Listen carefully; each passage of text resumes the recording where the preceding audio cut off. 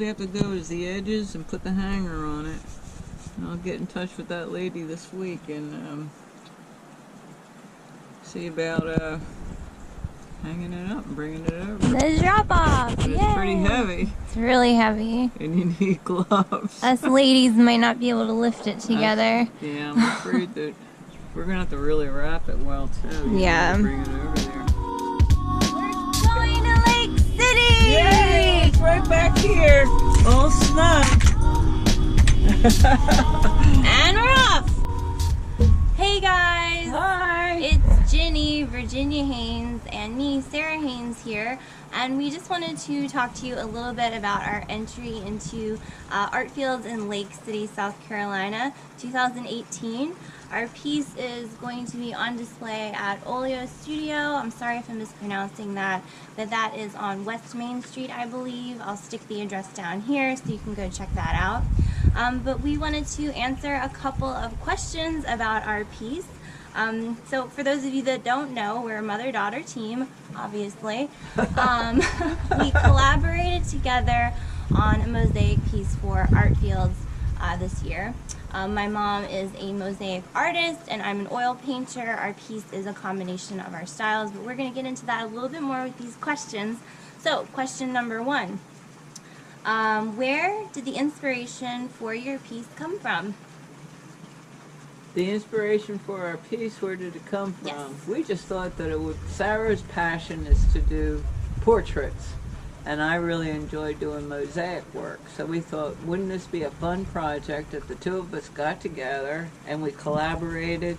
Sarah drew the portrait and then we incorporated the mosaics in it, and it was just a real fun time for the two of us to do that. Yeah, so I think that, you know, that's absolutely right. We just wanted to combine both of our styles, and, you know, I do large-scale oil paintings, and my mom, you know, so I'm used to doing really big brush strokes and things like that and covering big areas in short periods of time.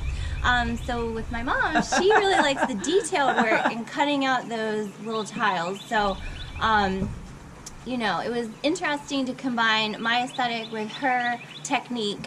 And so I guess that's really what it is. It's kind of like both of our aesthetics with my aesthetic combined with your technique. That's right. So that was really fun. Next question.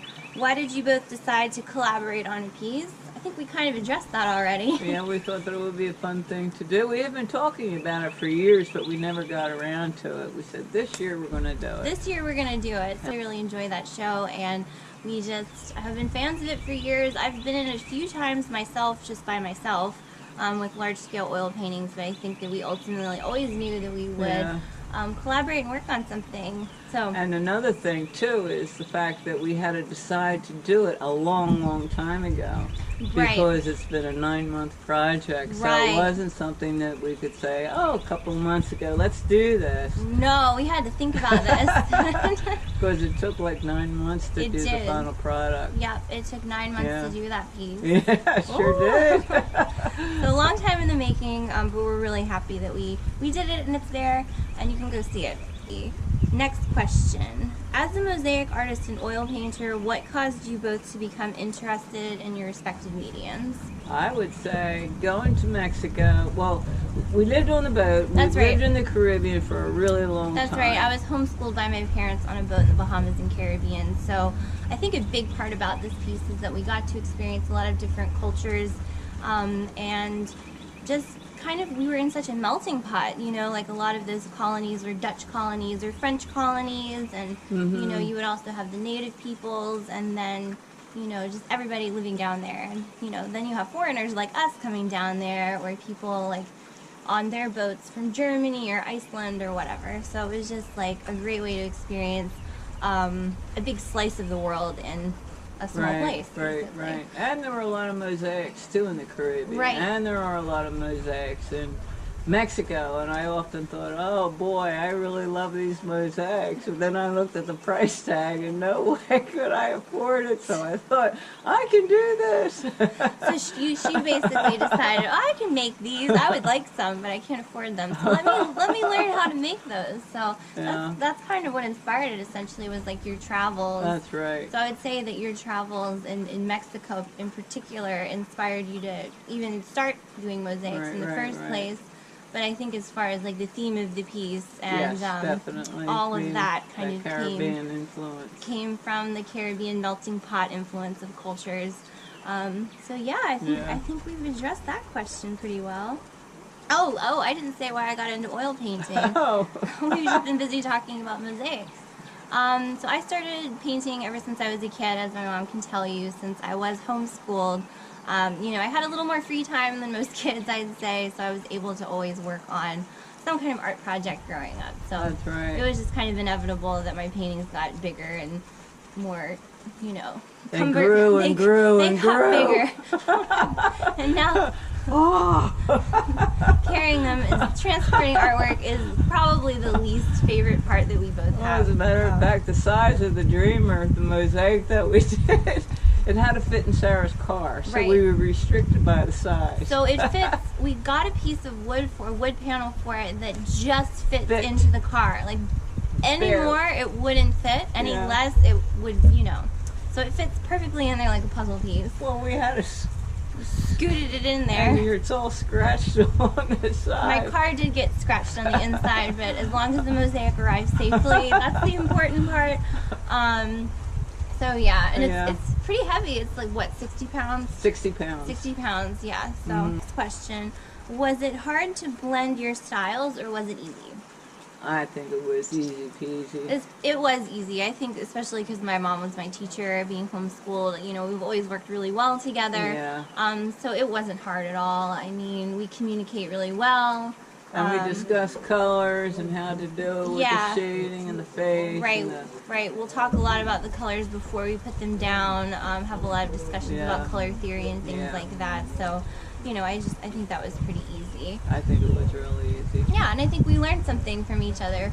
You know, I learned maybe a little more patient with cutting out mosaic pieces, and then I think maybe my mom, what do you think you learned? I think I learned to be bold, because you're bold. You know, in your paintings, you're bold when you come out with your outcome, and I think that's the biggest thing that I learned is to go for it, be bold, do it. Oh, good! I'm so happy to hear that. I really did. I'm so happy to hear that. I didn't know that until just now. Yeah, I really did. Cool. Well, next question. Well, we've kind of already talked about this a little bit, but how have your travels inspired you? Clearly, we're a traveling family because we didn't stay in one place for too long. Moving around. But how have your travels inspired your artwork? I think it's everything to do with it. I really do. Having all those experiences and witnessing all the different cultures, and you know, I was thrilled beyond belief being able to go to the Orsoni. Oh, so we went to Venice and we took her to the I'm sorry for mispronouncing this, the Orsoni mosaic place. Yes. It's basically a factory. It's also an artist retreat, so it's like a hotel, so you can go stay there. They have maybe 5 rooms, and you can go there and just work on mosaics all day. I would love to do that.